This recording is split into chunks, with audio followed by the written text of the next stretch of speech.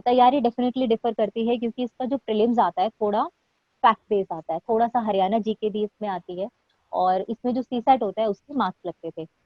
ये चीज अब चेंज हो चुकी है, शायद अब सीसेट के मार्क्स नहीं लगेंगे, बट मेरे टाइम पे लगे थे। तो मैंने सर 10-15 दिन पहले एक गोयला क्लासेस है चंडीगढ़ में, उसकी टेस्ट सीरीज लगाई थी, और मैंने 10-15 दिन सर खूब टेस्ट दिए। मार्च 31 को अगर पेपर था तो 15 दिन।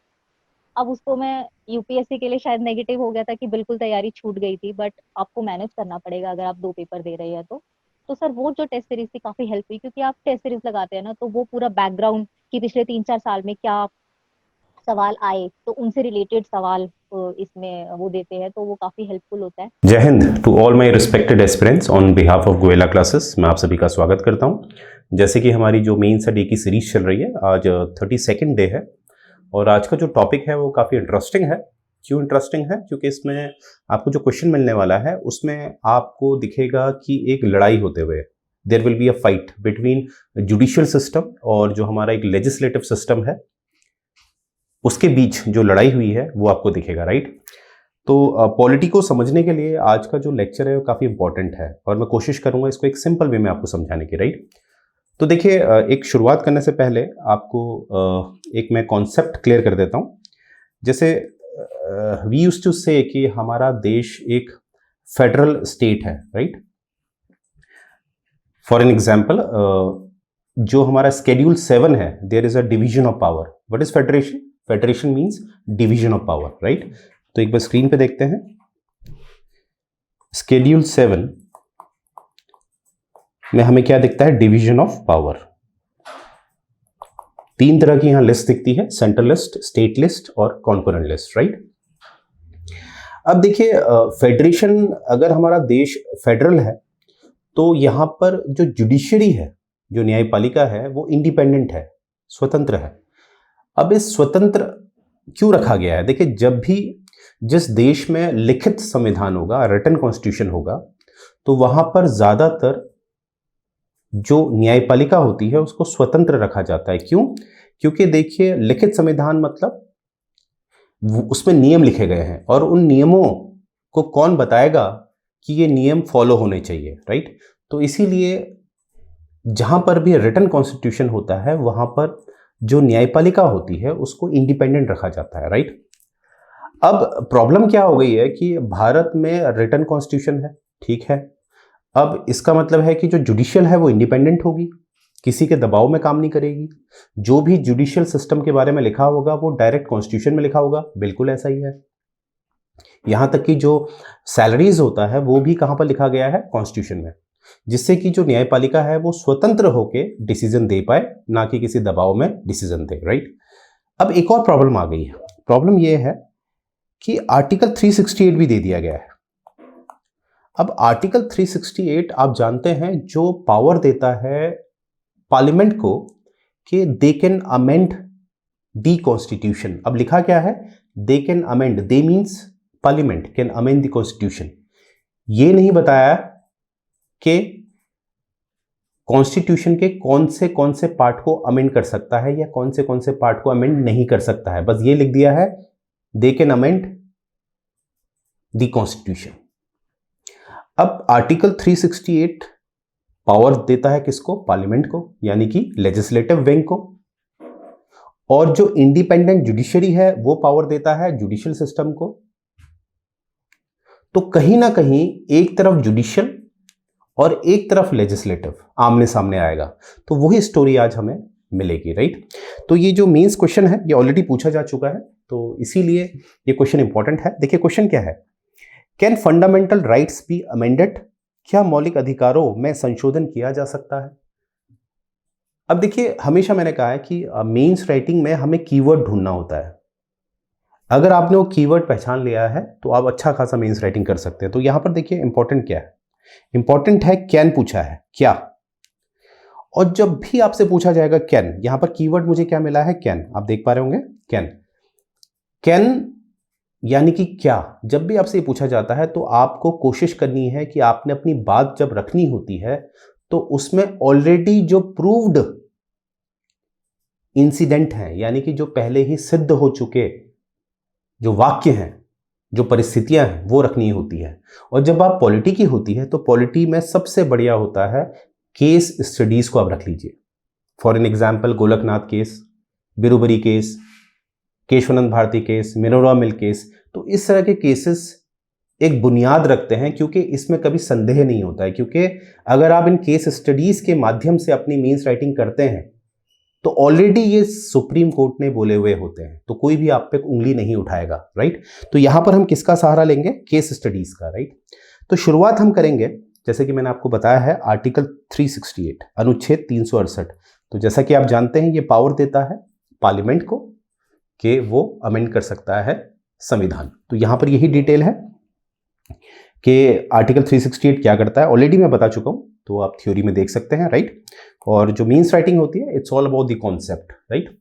अब आगे देखिए, अब एक केस हम उठाएंगे, जो सबसे पहला केस है। देखिए, इतनी 1950 में संविधान लागू हुआ और उसके अगले वर्ष ही केस शुरू हो गए, यानी कि डिस्प्यूट शुरू हो गए।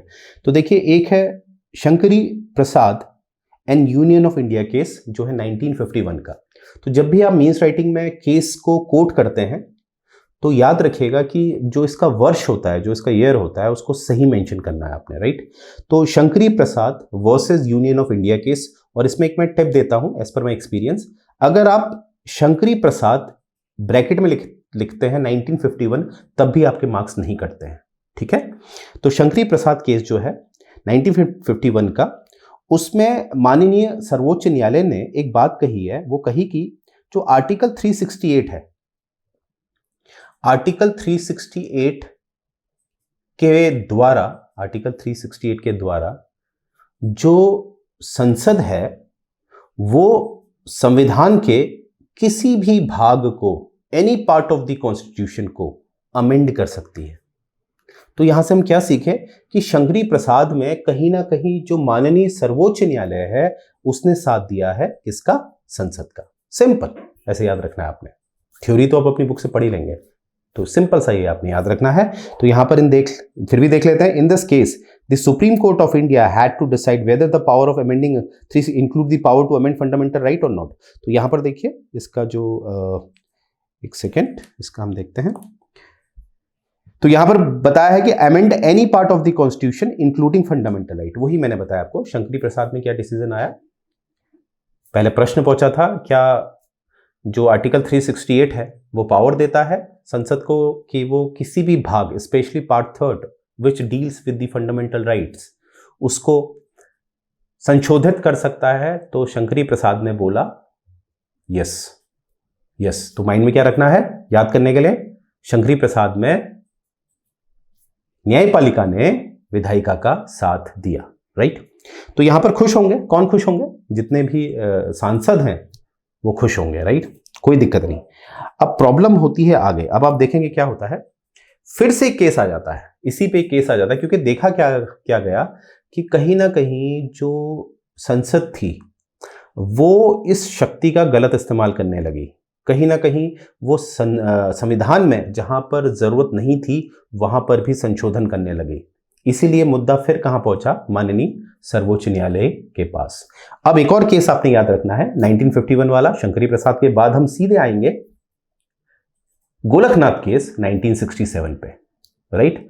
अब गोलकनाथ केस में जस्ट इसका उल्टा डिसीजन आ जाता है। पहले ही मैंने बता दिया, जस्ट इसका उल्टा मतलब अब कहीं ना कहीं यह बोला जाएगा कि संसद जो है आर्टिकल 368 का इस्तेमाल करके संविधान के हर भाग, और स्पेशली भाग 3 दैट इज फंडामेंटल राइट, उसको चेंज नहीं कर सकती, संशोधित नहीं कर सकती।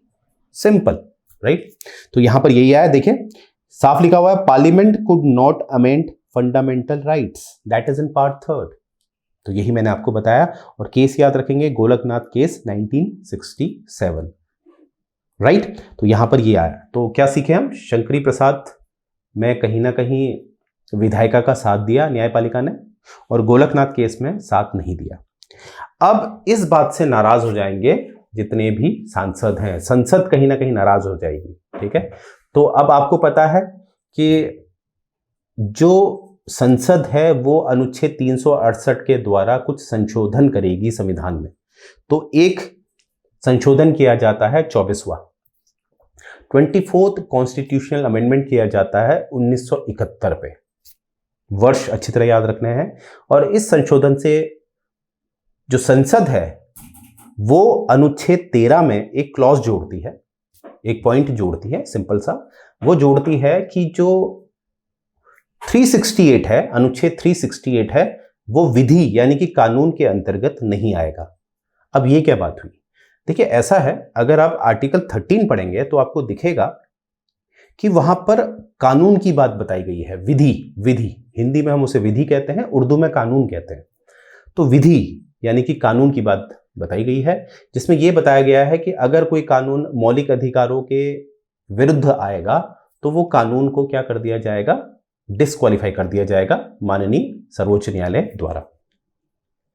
और कहीं ना कहीं जो 24वां संशोधन किया गया 1971 में, तो अनुच्छेद 368 को कानून के दायरे से बाहर रख दिया गया। अब जब कानून के दायरे से अनुच्छेद 368 बाहर रहेगा तो सर्वोच्च न्यायालय जो है जुडिशियल रिव्यू, न्यायिक समीक्षा नहीं कर पाएगा, क्योंकि वो सिर्फ कानून की कर सकता है। तो 24वें संशोधन द्वारा क्या किया गया? अनुच्छेद 368 को कानून के दायरे से बाहर रख दिया। तो यानी कि अब न्यायपालिका पिक्चर में आएगा ही नहीं, यानी कि फिर वही बात आ गई कि 368 से ये कुछ भी कर सकते हैं। तो यहां पर फिर एक बार ये जो तराजू है वो किसकी तरफ झुक गया है? विधायिका के पास, राइट। 24th अमेंडमेंट 1971 से, राइट। अब आपको पता है अब न्यायपालिका चुप नहीं रहेगी। अब न्यायपालिका में इसी से संबंधित एक केस चला जाता है जो एक हिस्टोरिकल केस है, क्योंकि अभी तक का ये सबसे ज्यादा जजेस का केस है। आई मीन सबसे बड़ी बेंच इसमें बैठी थी, वो थी 13 जजेस की बेंच, जिसका नाम है केशवानंद भारती केस 1973, राइट। अब देखिए इसमें एक बात उठी है, वो उठी है कि जो मतलब सर्वोच्च न्यायालय ने ये साफ बोल दिया, चलिए ठीक है, आप 368 द्वारा कहीं पर भी क्या कर सकते हैं? परिवर्तन या संशोधन कर सकते हैं, परंतु किंतु परंतु भी लगा दिया, कंडीशन लगा दी। और ये कंडीशन आज भी वर्तमान में, आज 23 मई जो मैं आपको पढ़ा रहा हूं, आज भी ये कंडीशन है कि ऐसा है कि आप मूल ढांचा यानी कि बेसिक स्ट्रक्चर को नहीं छुएंगे। हाँ साहब, तो उन्होंने पूछा साहब ये बेसिक स्ट्रक्चर क्या होता बताइए।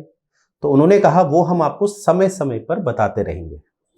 तो इसी बेसिक स्ट्रक्चर के कॉन्सेप्ट जो कि केशवानंद भारती केस 1973 से शुरू हुआ, उसने आज तक न्यायपालिका को सबसे ऊपर बैठा रखा है।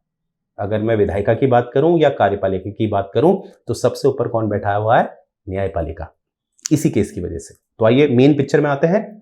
तो यहां पर माननीय सर्वोच्च न्यायालय यानी कि ये जो 13 जजेस की बेंच थी, जिसमें जो हेड थे, जो चीफ थे, वो SM सिकरी साहब थे। उन्होंने बोला कि आप चेंज कर सकते हो, कहीं पर भी चेंज करिए, पर बेसिक स्ट्रक्चर चेंज नहीं होगा, बेसिक स्ट्रक्चर चेंज नहीं होगा। और बेसिक स्ट्रक्चर जो भी है हम आपको समय समय पर बताएंगे।